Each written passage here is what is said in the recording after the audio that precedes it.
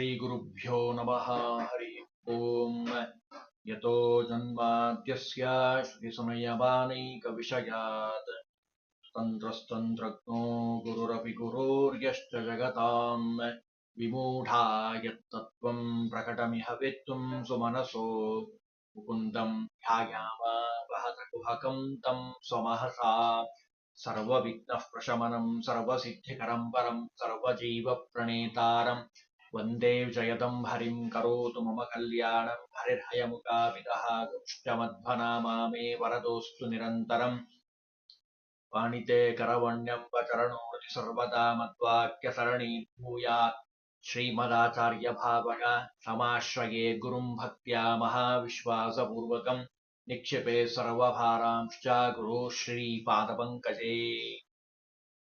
ಪರಮ ಮಂಗಳಕರವಾಗಿರುವಂತಹ ಭಾಗವತ ಗ್ರಂಥದ ಹಿನ್ನೆಲೆಯನ್ನ ಒಂದೆರಡು ಅಂಶಗಳನ್ನ ಹಿಂದಿನ ದಿವಸ ತಿಳಿಲಿಕ್ಕೆ ಪ್ರಯತ್ನವನ್ನ ಮಾಡಿದ್ದೀವಿ. ಪುರಾಣ ಅಂತ ಕರೀಬೇಕು ಅಂದ್ರೆ 10 ಲಕ್ಷಣಗಳಿಂದ ಕೂಡಿರುವಂಥದ್ದು. ಅದರಲ್ಲೂ ಭಾಗವತ ಪುರಾಣ ಶ್ರೀಮದ್ ಭಾಗವತ 10 ಲಕ್ಷಣಗಳಿಂದ ಕೂಡಿರುವಂಥದ್ದು. 10 ಲಕ್ಷಣಗಳು ಯಾವುವು ಅಂತ ಹೇಳ್ತಾರೆ. ಅತ್ರ ಸರ್ಗೋ ವಿಸರ್ಗಶ್ಚ ಸ್ಥಾನಂ ಭೂಷಣ ಮೂರ್ತಯ ಮನ್ವಂತರೇಶಾನುಕಥಾ ವಿರೋಧೋ ಮುಕ್ತಿರಾಶ್ರಯ. 10 ಲಕ್ಷಣಗಳಿಂದ ಕೂಡಿರುವಂಥದ್ದು ಶ್ರೀಮದ್ ಭಾಗವತ. ಅದರಲ್ಲಿ ಸರ್ಗ, ವಿಸರ್ಗ, ಸ್ಥಾನ, ಪೋಷಣ, ಊತಿ, ಮನ್ವಂತರ, ಈಶಾನುಕಥ, ನಿರೋಧ, ಮುಕ್ತಿ, ಆಶ್ರಯ ಅನ್ನುವಂತ 10 ಲಕ್ಷಣಗಳಿದ್ದಾವೆ. ಸ್ವಲ್ಪ ಬಿಡಿಸಿ ಹೇಳಿದ್ರೆ ಗೊತ್ತಾಗತ್ತೆ 10 ಲಕ್ಷಣಗಳು ಯಾವ್ಯಾವು. ಸರ್ಗ ಅಂತ ಇದೆ ಅಂದ್ರೆ ಸೃಷ್ಟಿಕಾಲದಲ್ಲಿ ಪರಬ್ರಹ್ಮನಾಗಿರುವಂತಹ ಭಗವಂತನಿಂದ ಗುಣವೈಷಮ್ಯ ಎನಿಸಿರುವಂತಹ ಮಹತ್ತತ್ವದಿಂದ ಅಹಂಕಾರ ತತ್ವ, ಅದರಿಂದ ಆಕಾಶ ತತ್ವ ಮೊದಲಾದ ಪಂಚಮಹಾಭೂತಗಳು, ಶಬ್ದ ಮೊದಲಾದ ತನ್ಮಾತ್ರಗಳು, ಇವೆಲ್ಲವೂ ಇಂದ್ರಿಯಗಳು, ಬುದ್ಧಿ ಇವೆಲ್ಲವೂ ಸೃಷ್ಟಿಯಾಗಿರುವಂಥದ್ದು. ಇದಕ್ಕೆ ಸರ್ಗ ಅಂತ ಕರೀತಾರೆ.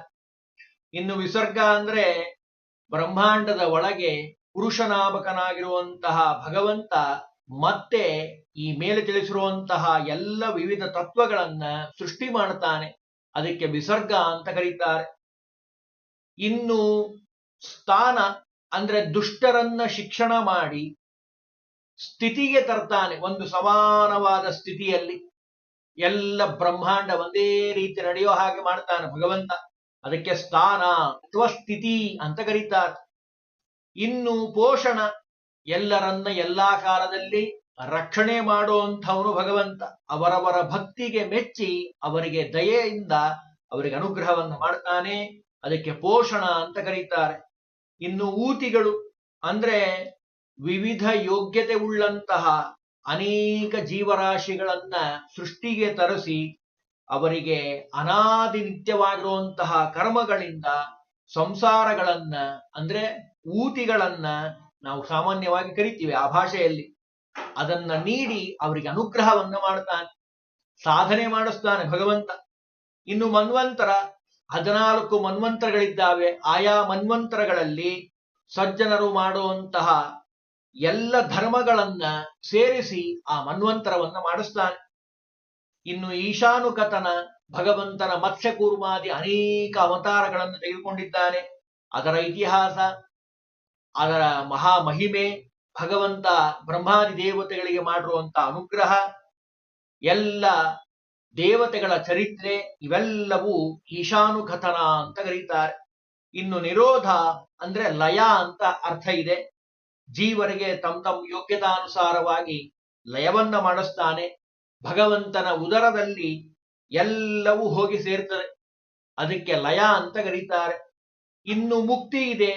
ಒಳ್ಳೆಯ ಸಾಧನೆಯನ್ನ ಮಾಡಿರುವಂತಹ ಎಲ್ಲರಿಗೂ ಭಗವಂತ ಪ್ರಾಕೃತ ಸ್ವರೂಪವನ್ನ ಬಿಟ್ಟು ಅವರಿಗೆ ಚಿದಾನಂದಾತ್ಮಕವಾಗಿರುವಂತಹ ಭಗವಂತನ ಮೋಕ್ಷ ಅನುಗ್ರಹವನ್ನ, ವಿಶೇಷವಾದ ಆನಂದ ಸ್ವರೂಪಭೂತವಾದ ಆನಂದವನ್ನ ಭಗವಂತ ಕೊಡ್ತಾ ಇದ್ದಾನೆ.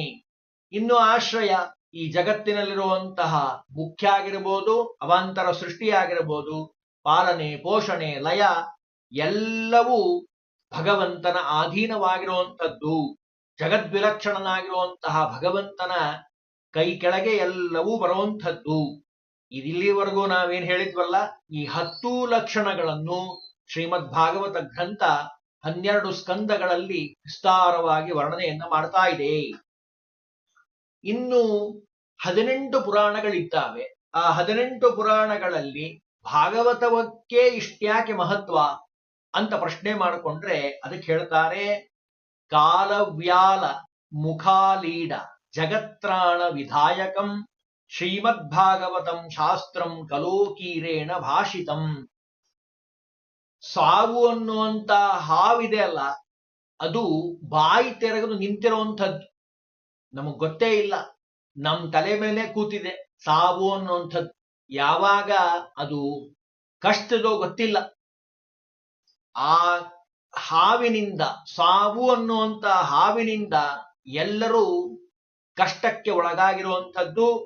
ಈ ಹಾವಿನಿಂದ, ಸಾವು ಅನ್ನುವಂತ ಹಾವಿನಿಂದ ಪಾರಾಗ್ಲಿಕ್ಕಿರುವಂತಹ ದಿವ್ಯವಾದ ಔಷಧ ಅದು ಶುಕಾಚಾರ್ಯರು ನಮಗ್ ಕೊಟ್ಟಿರುವಂತಹ ಶ್ರೀಮದ್ಭಾಗವತ ಅನ್ನುವಂಥ ಔಷಧಿಯನ್ನ ಯಾರು ಸೇವನೆ ಮಾಡ್ತಾರೋ ಅವರಿಗೆ ಈ ಭಯದಿಂದ ಪರಿಹಾರ ಆಗ್ಬೋದಪ್ಪ. ಇನ್ನು ಪದ್ಮಪುರಾಣದಲ್ಲಿ ಒಂದು ಭಾಗವತಕ್ಕೆ ಪ್ರಶಂಸನೆಯನ್ನ ಹೇಳ್ತಾರೆ. ಅಂಬರೀಷ ಶುಕಪ್ರೋಕ್ತಂ ಶೃಣು ಭಾಗವತಂ ಸದಾ ಪಟಸ್ವ ಸ್ವಮುಖೇನಾಪಿ ಯಥಿಚ್ಛಸಿ ಭವಕ್ಷಯಂ.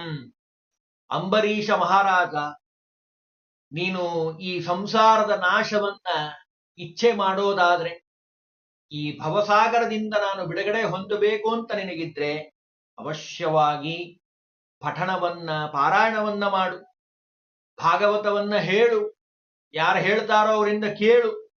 ಅದರಿಂದ ನಿತ್ಯದಲ್ಲಿ ಯಾರು ಪಠಣ ಪಾರಾಯಣವನ್ನ ಮಾಡ್ತಾರೋ ಶ್ರೀಮದ್ ಭಾಗವತವನ್ನ, ಅವರು ಈ ಸಂಸಾರದಿಂದ ಬಿಡುಗಡೆ ಹೊಂದ್ತಾರೆ.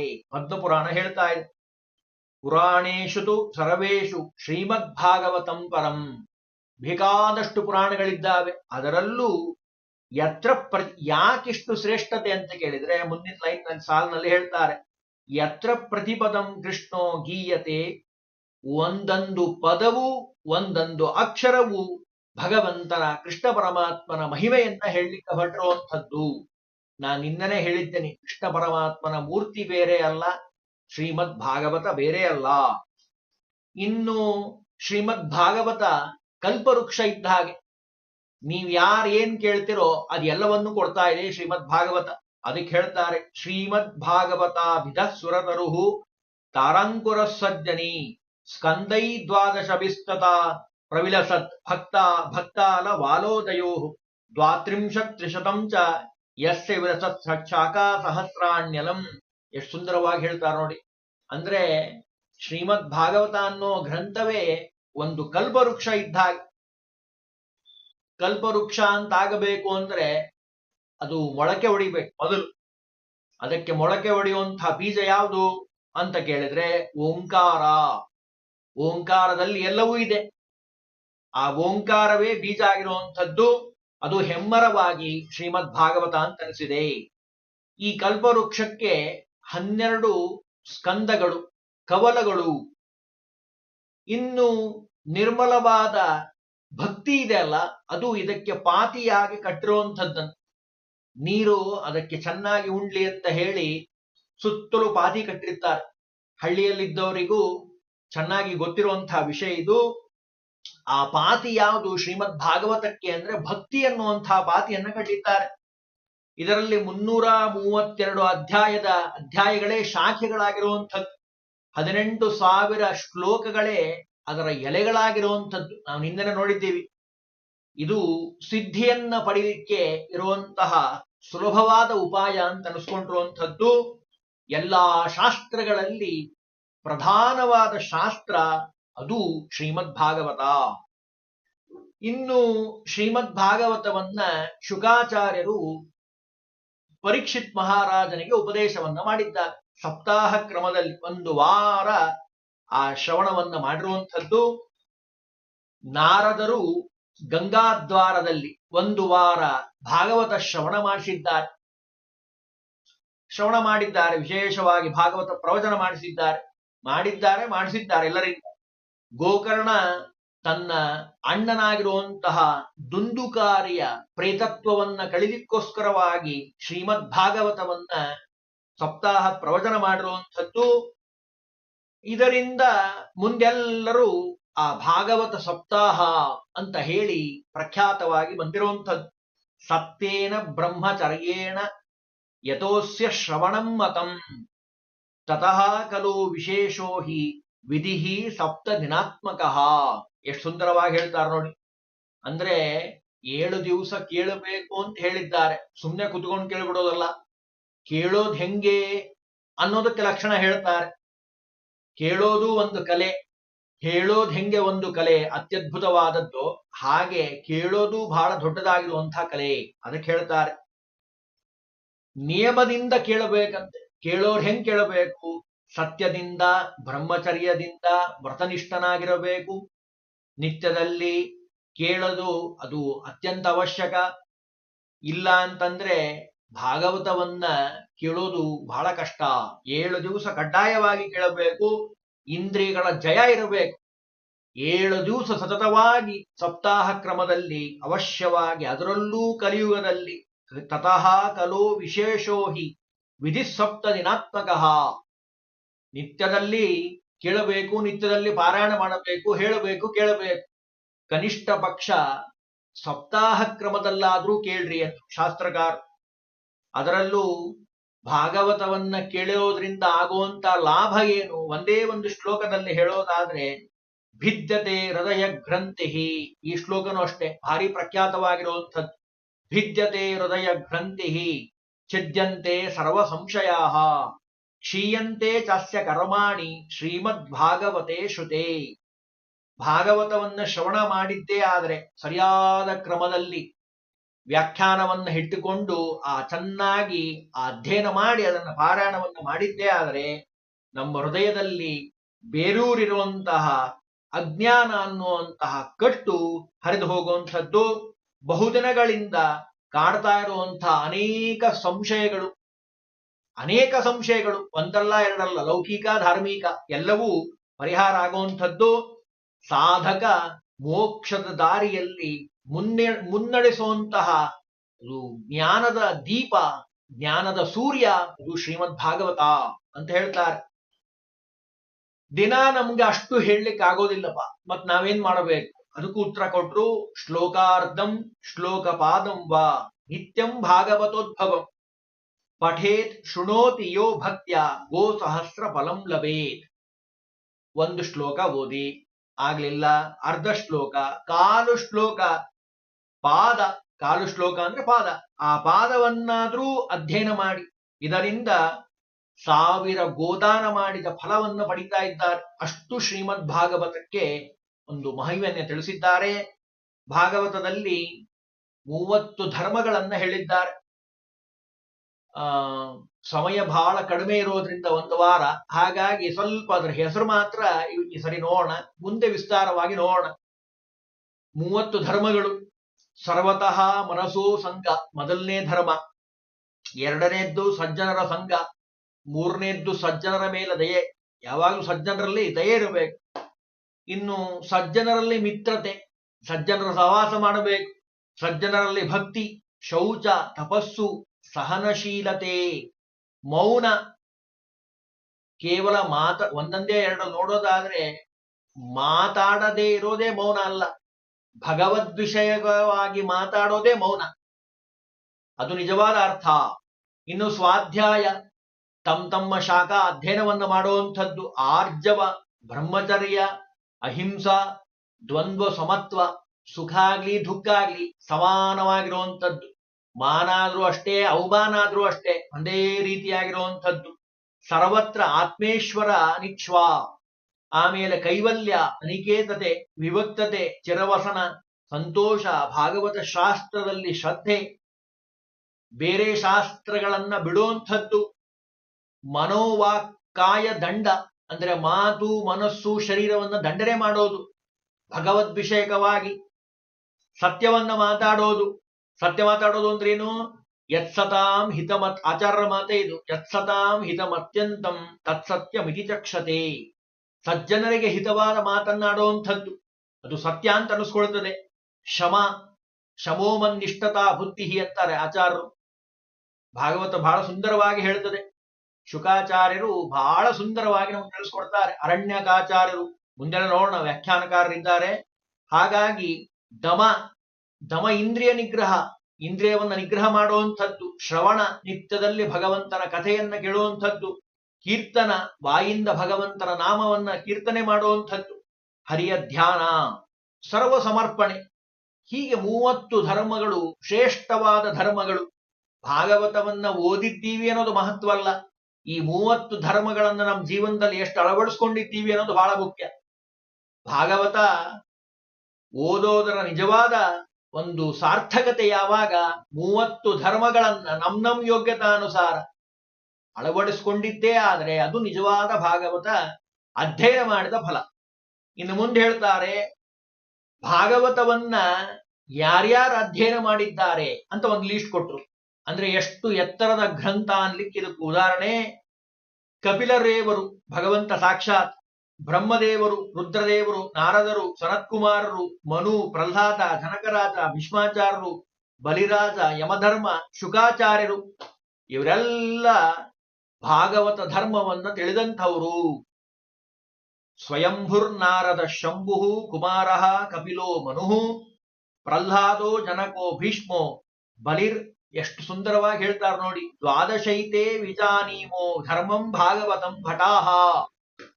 ಒಳ್ಳೆ ಭಾಗವತ ಧರ್ಮದ ಅನುಷ್ಠಾನವನ್ನ ತಿಳಿದು ಎಲ್ಲರಿಗೆ ಉಪದೇಶವನ್ನ ಮಾಡಿದಂತ ಮಹಾಭಗವದ್ಭಕ್ತರು ಈ 12 ಜನ ಅಂತಾರೆ. ಇನ್ನು ಭಾಗವತವಕ್ಕೆ 4 ಹೇಳಿದ್ದಾರೆ ಮುಖ್ಯವಾಗಿ. ಒಂದು ಅಧಿಕಾರಿ, ವಿಷಯ, ಸಂಬಂಧ ಮತ್ತು ಪ್ರಯೋಜನ.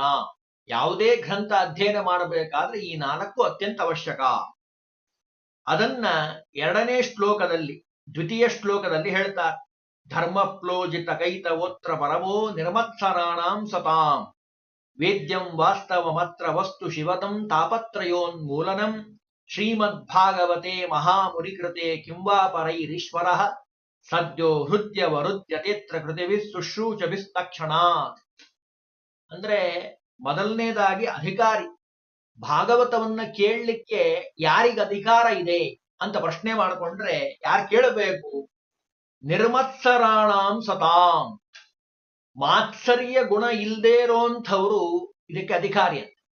ನೋಡಿ, ನಮ್ಮನ್ನ ನಾವು ಪರೀಕ್ಷೆ ಮಾಡ್ಕೊಳ್ಬೇಕು. ಬೇರೆಯವ್ರು ಪರೀಕ್ಷೆ ಮಾಡೋದು ಬೇಡ, ನಮ್ಮನ್ನ ನಾವೇ ಪರೀಕ್ಷೆ ಮಾಡ್ಕೊಳ್ಳೋಣ. ನಿರ್ಮತ್ಸರಾಣಾಂ ಸತಾಂ. ನಿರ್ಮತ್ಸರಾಗಿರುವಂತಹ ಸಜ್ಜನರು, ಮಾತ್ಸರ್ಯ ಗುಣ, ಹೊಟ್ಟೆ ಕಿಚ್ಚು ಅಂತಾರೆ ನೋಡಿ ಕನ್ನಡದಲ್ಲಿ, ಮಾತ್ಸರ್ಯ ಗುಣ ಇರಬಾರ್ದು, ಅವರು ಇದಕ್ಕೆ ಅಧಿಕಾರಿಗಳಾಗಿರ್ತಾರೆ. ಇನ್ನು ವಿಷಯ, ಭಗವಂತನ ವಿಷಯ. ಭಾಗವತ ಇನ್ನೇನು ಹೇಳಲಿಕ್ಕೆ ಹೊರಟಿಲ್ಲ. ಭಗವಂತನ ಅತ್ಯದ್ಭುತವಾದ ಮಹಿಮೆಯನ್ನ, ಅವನಲ್ಲಿ ಮಾಡುವಂತಹ ಭಕ್ತಿ ಹೇಗೆ ಮಾಡಬೇಕು, ಮಹಾಜ್ಞಾನಿಗಳು, ಋಷಿಗಳು, ಮುನಿಗಳು, ದೇವತೆಗಳು ಹೇಗೆ ಭಗವಂತನಲ್ಲಿ ಭಕ್ತಿಯನ್ನ ಮಾಡಿದ್ದಾರೆ, ಅದರ ಬಗ್ಗೆ ಪೂರ್ಣ ವಿವರಣೆಯನ್ನ ಶ್ರೀಮದ್ ಭಾಗವತ ಕೊಡ್ತದೆ. ನಾನು ಮೊದಲನೇ ದಿವಸನೇ ಹೇಳಿದ್ದೀನಿ, ಜ್ಞಾನ ಭಕ್ತಿ ವಿರಾಗಾಣ ಸ್ಥಾಪನಾಯ ಪ್ರಕಾಶಿತಂ. ಅದಕ್ಕೋಸ್ಕರವಾಗಿ ಭಕ್ತಿಯ ಮಹಿಮೆ, ಭಗವಂತನ ಮಹಿಮೆ ಎರಡನ್ನೂ ಹೇಳಲಿಕ್ಕೆ ಹೊರಟಿದೆ. ಅದೇ ಇದರ ವಿಷಯ. ಇನ್ನು ಸಂಬಂಧ, ಜ್ಞಾತೃಜ್ಞೇಯ. ಭಗವಂತ ಎಲ್ಲ ಕಡೆ ಇದ್ದಾನೆ, ಎಲ್ಲರಿಂದ ಪ್ರತಿಪಾದ್ಯನಾಗಿದ್ದಾನೆ, ಅದನ್ನು ಸಿದ್ಧ ಮಾಡ್ಲಿಕ್ಕೆ ಹೊರಟಿದೆ. ಇನ್ನು ಪ್ರಯೋಜನ, ಇದರಿಂದ ಆಗುವಂತ ಲಾಭ ಏನು? ಭಾಗವತ ಶ್ರವಣದಿಂದ ಮೋಕ್ಷವೇ ಆಗ್ತದೆ. ಸ್ವರೂಪಭೂತವಾದ ಸ್ವಯೋಗ್ಯತಾಪೂರ್ಣ ಆನಂದವೇ ಮೋಕ್ಷ. ಆ ಮೋಕ್ಷ ಆಗ್ತದೆ. ಇದನ್ನ ವೇದವ್ಯಾಸ ದೇವರು ನಮಗೆ ರಚನೆ ಮಾಡಿಕೊಟ್ಟಿದ್ದಾರೆ. ಅತ್ಯದ್ಭುತವಾದ ಗ್ರಂಥ ಶ್ರೀಮದ್ ಭಾಗವತ. ಭಾಗವತ ನಮಗೆ ಸರಿಯಾಗಿ ಅರ್ಥ ಆಗಬೇಕು ಅಂದ್ರೆ ಅನೇಕ ಮಹನೀಯರು ಇದಕ್ಕೆ ವ್ಯಾಖ್ಯಾನವನ್ನು ಬರೆದಿದ್ದಾರೆ. ಭಾಗವತ ಗ್ರಂಥ ಮುಟ್ಟೋಕ್ಕಿಂತ ಮುಂಚೆ ಆ ಎಲ್ಲ ಜ್ಞಾನಿಗಳಿಗೆ ಹೃತ್ಪೂರ್ವಕವಾಗಿ ನಮಸ್ಕಾರವನ್ನು ಮಾಡಬೇಕು. ಅವರ ಅನುಗ್ರಹದಿಂದ ನಾವು 1-2 ಅಕ್ಷರವನ್ನ ತಿಳಿಲಿಕ್ಕೆ ಸಾಧ್ಯ. ಅಷ್ಟು ಅಗಾಧವಾಗಿರುವಂಥದ್ದು ಶ್ರೀಮದ್ ಭಾಗವತ. ಅದಕ್ಕೆ ವ್ಯಾಖ್ಯಾನವನ್ನ ಬರೆದಂಥವ್ರು ಅನೇಕ ಜನ ವ್ಯಾಖ್ಯಾನ ಬರೆದಿದ್ದಾರೆ. ಚಿತ್ಸುಕಾಚಾರ್ಯರು, ಶ್ರೀಧರ ಸ್ವಾಮಿಗಳು, ವಲ್ಲಭಾಚಾರ್ಯರು, ಜೀವ ಗೋಸ್ವಾಮಿ, ವಿಶ್ವನಾಥ ಸೂರಿ, ಸುದರ್ಶನ ಸೂರಿ, ಶುಕದೇವ, ಶ್ರೀ ವಿಜಯಧ್ವಜ ತೀರ್ಥರು, ಸತ್ಯಧರ್ಮ ತೀರ್ಥರು, ಶ್ರೀ ಯಾದವಾರ್ಯರು, ಶ್ರೀ ಶ್ರೀನಿವಾಸ ತೀರ್ಥರು, ಚಲಾರಿ ಆಚಾರ್ಯರು, ಲಿಂಗೇರಿ ಆಚಾರ್ಯರು, ಆಮೇಲೆ ಯಾದವೇಂದ್ರ ತೀರ್ಥರು, ಸತ್ಯಾಭಿನವ ತೀರ್ಥರು, ಪಾಂಗ್ರಿ ಶ್ರೀನಿವಾಸಾಚಾರ್ಯರು, ಚಟ್ಟಿ ಆಚಾರ್ಯರು, ವ್ಯಾಸ ತತ್ವಜ್ಞ ತೀರ್ಥರು, ಸುಧೀಂದ್ರ ತೀರ್ಥರು, ಅನೇಕ ಜನ ಮಹಾಜ್ಞಾನಿಗಳು ಈ ಗ್ರಂಥವನ್ನ ಕೊಂಡಾಡಿದ್ದಾರೆ. ಗ್ರಂಥಕ್ಕೆ ವ್ಯಾಖ್ಯಾನ ಬರೆದಿದ್ದಾರೆ, ಕೊಂಡಾಡಿದ್ದಾರೆ. ಅದರಲ್ಲಿ ವಿಜಯಧ್ವಜ ತೀರ್ಥರು ಪದರತ್ನಾವಲಿ ಅನ್ನುವಂಥ ವ್ಯಾಖ್ಯಾನ ಅತ್ಯಂತ ಪ್ರಸಿದ್ಧವಾಗಿರುವಂತಹ ವ್ಯಾಖ್ಯಾನ. ಪುರಾಣ ಗ್ರಂಥಗಳಲ್ಲೇ ಭಾಗವತಕ್ಕಿರೋಷ್ಟು ವ್ಯಾಖ್ಯಾನಗಳು ಯಾವ ಪುರಾಣಗಳಿಗೂ ಇಲ್ಲ ಅಂತ ಘಂಟಾಘೋಷವಾಗಿ ಹೇಳಬಹುದು. ಅಷ್ಟು ಮಹಿಮಾತ್ಮಕವಾಗಿರುವಂಥದ್ದು ಈ ವಿಜಯಧ್ವಜ ತೀರ್ಥರ ಭಾಗವತ ಗ್ರಂಥ, ವಿಜಯಧ್ವಜ ತೀರ್ಥರ ಒಂದು ವ್ಯಾಖ್ಯಾನ. ಅದರ ನಂತರ ಸತ್ಯಧರ್ಮ ತೀರ್ಥರು, ಉತ್ತರಾದಿ ಮಠದ ಪರಂಪರೆಯಲ್ಲಿ ಬಂದಂತಹ ಮಹಾಜ್ಞಾನಿಗಳು ಭಾಗವತಕ್ಕೆ ವ್ಯಾಖ್ಯಾನವನ್ನು ಬರೆದಿದ್ದಾರೆ. ಇದರ ಜೊತೆಗೆ ಅರಣ್ಯಕಾಚಾರ್ಯರು, ಮಾದನೂರು ವಿಷ್ಣು ತೀರ್ಥರು ಅಂತ ಹೇಳಿ ಭಾರಿ ಪ್ರಖ್ಯಾತರಾಗಿರುವಂಥವರು, ಅಡವಿ ಸ್ವಾಮಿಗಳು ಅಂತ ಕರೀತಾರೆ ಅವರನ್ನ. ಕೊಪ್ಪಳದ ಹತ್ರ ಮಾದನೂರು ಅಂತ ಇದೆ, ಅಲ್ಲಿ ಕೂತಿರುವಂತಹ ಮಹಾ ತಪೋಧನರು. ಅವರು ಭಾಗವತ ಸಾರೋದ್ಧಾರ ಅಂತ ಬರ್ಕೊಟ್ಟಿದ್ದಾರೆ. ಅಮೋಘವಾದ ಕೃತಿ. ಅದರ ಅಧ್ಯಯನ, ಪಠನ, ಪಾರಾಯಣ ಇವೆಲ್ಲವೂ ಶ್ರೀಮದ್ ಭಾಗವತದ ಒಂದು ಮಹಿಮೆಯನ್ನ ನಮಗೆ ತಿಳಿಸುವಂಥದ್ದು. ಆ ಅಧಿಕರಣಗಳು ವಿಷ್ಣು ತೀರ್ಥರು ವರ್ಣನೆ ಮಾಡ್ತಾರೆ.